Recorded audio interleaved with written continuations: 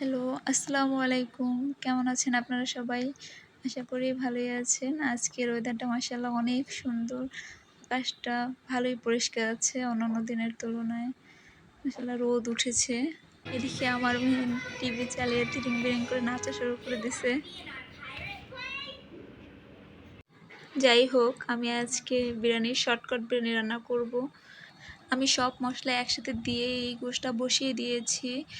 আলাদাভাবে ম্যারিনেট করে রাখিনি। ম্যারিনেট করে রাখলে হয়তো ভালো হতো, টেস্ট অনেক ভালো আসতো, কিন্তু সময়ের সংক্ষিপ্ততার কারণে আজকে আমি সব একসাথে দিয়েই বসিয়ে দিয়েছি।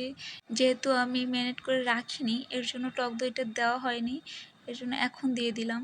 এদিকে আমি বিরিয়ানির আলুটা ভালো করে ভেজে নিচ্ছি। বিরিয়ানিতে আলু না থাকলে মনে হয় বিরিয়ানিটাই অসম্পূর্ণ, বিরিয়ানিটাই খেতে ভালো লাগে না আমার কাছে।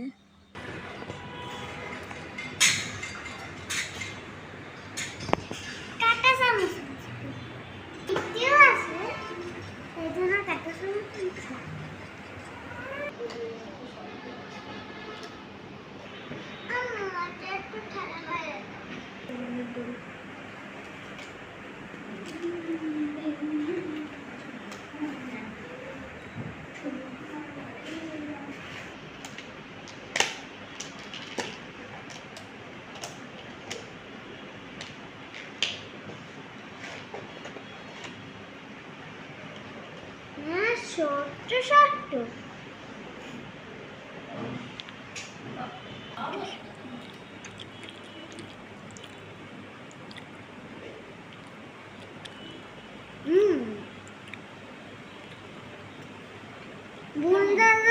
রাখবে। কেমন খাইতে? টেস্টি।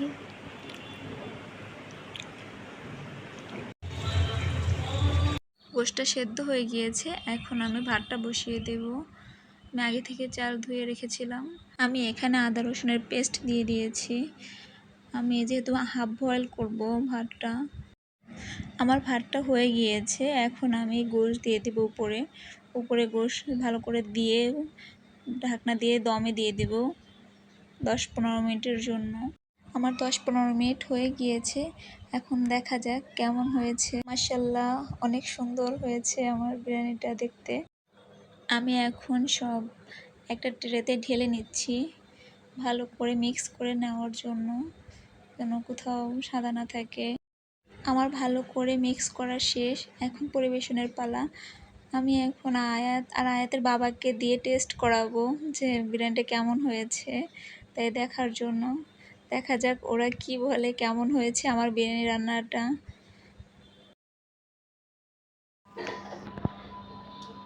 খাও খাও খাও, সুন্দর করে দিই। এই খাইলাম।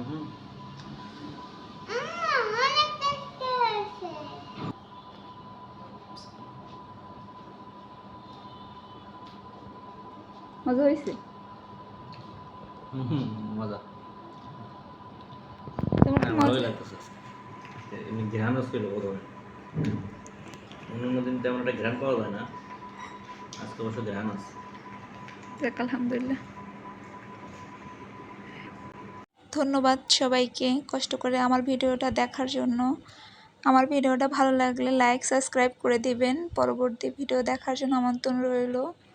ততক্ষণ পর্যন্ত ভালো থাকেন, সুস্থ থাকেন। আল্লাহ হাফেজ।